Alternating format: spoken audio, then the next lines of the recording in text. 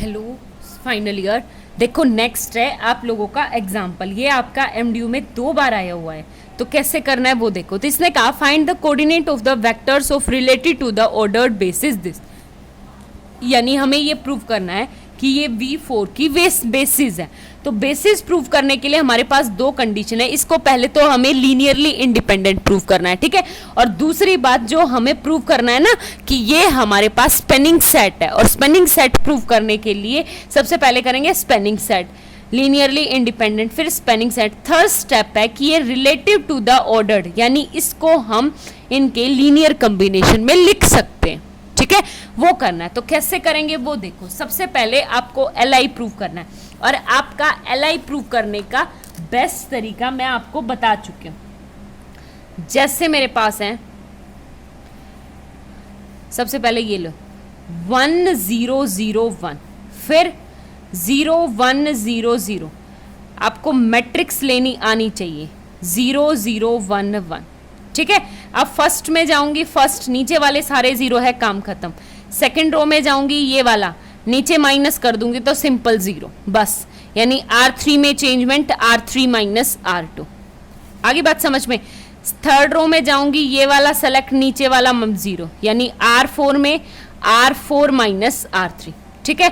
तो चारों के चारों क्या आ गया आपके पास, रो विदाउट 0 है, तो 4 क्रॉस 4 की मैट्रिक्स बनी। तो ये क्या आगे, चारों के चारों वेक्टर्स क्या है आपके, लीनियरली इंडिपेंडेंट। क्या है आपके पास, लीनियरली इंडिपेंडेंट। आगे बात समझ में।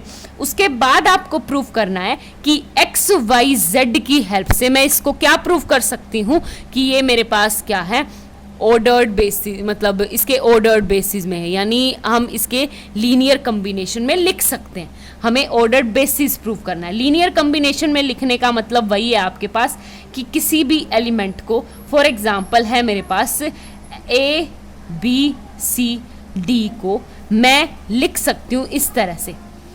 कैसे, x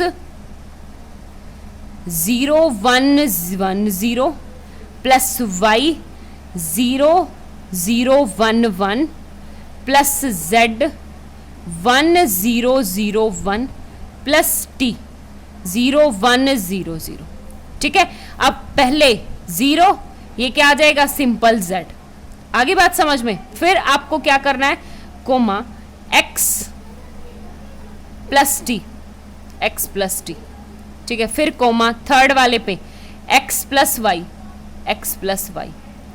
फिर आपका कोमा, और लास्ट वाले पे क्या आ जाएगा मेरे पास, y plus Z, y plus Z, ठीक है। तो यहां से आपको इन सब की वैल्यू निकालें ABC की फॉर्म में। आगे बात समझ में। तो अब एक बात बताओ यहां से कि मैं z किसके इक्वल होगा कंपेयर करूंगी, तो A के, ठीक है। आगे बात समझ में। और x प्लस टी, यानी आपका यहां से क्या है, x plus T, x plus T equal to B के, and x plus Y equal to C के, and y plus z equal to D के। तो z की वैल्यू ये है, तो y की वैल्यू क्या आ जाएगी यहां से, D माइनस ए, D माइनस ए, ठीक है। यहां पे आप y की वैल्यू पुट करोगे तो x की वैल्यू क्या आ गई आपकी यहां से, C माइनस वाई, और C माइनस वाई का मतलब आ गया कि C माइनस डी प्लस का A, ठीक है। यहां से x प्लस टी की, x की वैल्यू, तो t की क्या वैल्यू आ गई आपके पास, b minus x, b minus x का मतलब माइनस का c प्लस का d, एंड ये क्या आ जाएगा आपके पास, माइनस का a, ठीक है। सबकी वैल्यू मेरे पास निकल गई। यानी अब मैं कैसे लिख सकती हूँ इसको, यानी a b c d equal to x की क्या वैल्यू है आपके पास, ये रही c minus D plus a into V1, plus y क्या है आपके पास, ये V1, ये V2, ये V3 एंड ये V4। y क्या है मेरे पास, d minus a into V2। फिर आपके पास z क्या है, a V3, एंड फिर आपके पास t क्या है मेरे पास, ये रहा b minus C plus D minus a into V4। आगे बात समझ में, सबकी वैल्यू लगती। अब आपको क्या करना है, कुछ नहीं, A B C A B C यानी माइनस का 1 2 3 4 को शो करना है, तो यहाँ पे देखो सबसे पहले ये है A B C D, A B C D. तो सबसे पहले वैल्यू क्या आएगी, यानी सी और ए को ऐड करो, सी और ए को ऐड करो, यानी 3 माइनस का 1 कितना आ जाएगा आपके पास 2।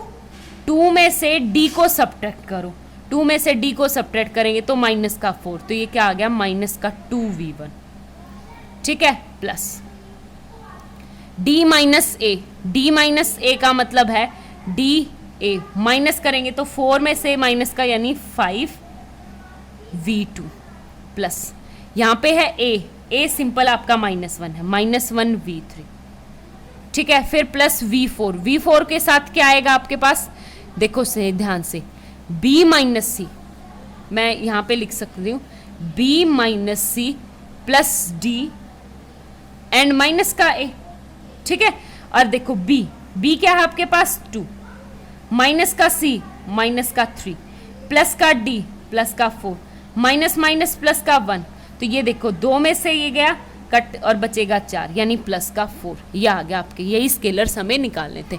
इस तरह निकालना आपका क्वेश्चन बहुत आसान हो जाएगा। आगे बात समझ में, ये था। अब आपके पास नेक्स्ट मेथड है। नेक्स्ट मेथड क्या है कि मुझे बताना है method to determine the basis. देखो आपके पास क्या है, method to determine the basis of the subspace W is the generating set of this is given, यानी जनरेटिंग सेट दे रखा है इससे। तो matrix form a matrix A whose row are vector in S using elementary row operation reduce the matrix row equivalent the non zero equivalent. देखो मैं बताती हूँ अब आपको कैसे करना है, ठीक है। क्वेश्चन नंबर 8 है आपके पास, इसने कहा कि ये सबस्पेस है या नहीं है, हमें ये प्रूव करना है। कैसे करेंगे, जैसे -3, 1, 2, फिर है मेरे पास 0 1 3 एंड 2 1 0 एंड 1 1 1, ठीक है, ये 4 वेक्टर्स दे दिए। तो इसने कहा कि हमें प्रूफ करना है कि ये बेसिस है या नहीं है, ठीक है। आगे बात समझ में, और इसकी डायमेंशंस कितनी है, कैसे प्रूफ करना है, इसकी डायमेंशंस कितनी है। जनरेटिंग सेट है, ये दे रखा है कि स्पेशली इस क्वेश्चन में 8th में कि हमें बेसिस बतानी है इसकी, और ये सब स्पेस है जो स्पैन कर रहा है किसको, V को। तो पहली कंडीशन तो दे रखी है स्पैन को, तो हमें इसमें से कितने वेक्टर्स चाहिए, लीनियरली इंडिपेंडेंट वेक्टर चाहिए है, ठीक है। तो लीनियरली इंडिपेंडेंट वेक्टर वही, पहले तो क्या बनाओ, मैट्रिक्स। ये क्या आ गया 1 1 1, आपको मैट्रिक्स बनानी आनी चाहिए, ये मेन काम है।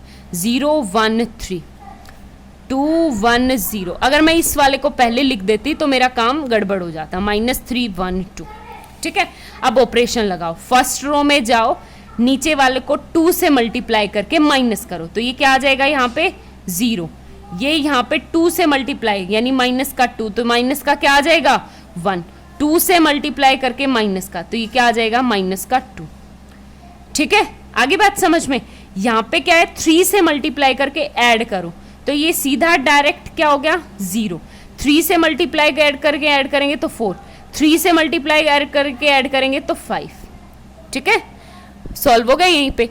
अब सेकंड रो में जाएंगे, सेकंड एलिमेंट सेलेक्ट, यानी नीचे वाले डायरेक्ट क्या कर दो आप ऐड कर दो, तो ऐड करोगे ये भी क्या बन जाएगा 0, ऐड करूंगी तो यहाँ पे क्या बन जाएगा -1, ठीक है। देखो कुछ इस तरह, मैं अलग से 1 1 1 0 1 3 एंड 0 0 -1। अब इसको मैं किससे, नीचे के 0 बनाने हैं तो 4 से मल्टीप्लाई करके माइनस कर दूं, 4 से मल्टीप्लाई करके माइनस करूंगी तो 0 0 5 -4 12, तो कितना आ जाएगा मेरे पास -7, ठीक है। आगे बात समझ में, ये सारे ऑपरेशंस आपको लिखने हैं अपने एल्जेब्रिक में, मैं यहाँ पे डायरेक्ट करवा रही हूँ। तो देखो थर्ड रो में जाओ, नीचे वाला सेलेक्ट, नीचे वाले 7 से मल्टीप्लाई करके माइनस कर दो, तो ये सिंपल। एक बात बताओ 1 2 3 और फोर्थ वाली रो क्या आ गई आपके पास 0, तो इसके पास मैक्सिमल कितने लीनियर इंडिपेंडेंट सेट है 3, तो डायमेंशंस ऑफ V कितनी आ गई 3, हेंस। आगे बात समझ में, इस तरह निकालना है। आई थिंक हो गया होगा आपको क्लियर, ठीक है, आगे बात समझ में। अब दूसरा मेथड जो है वो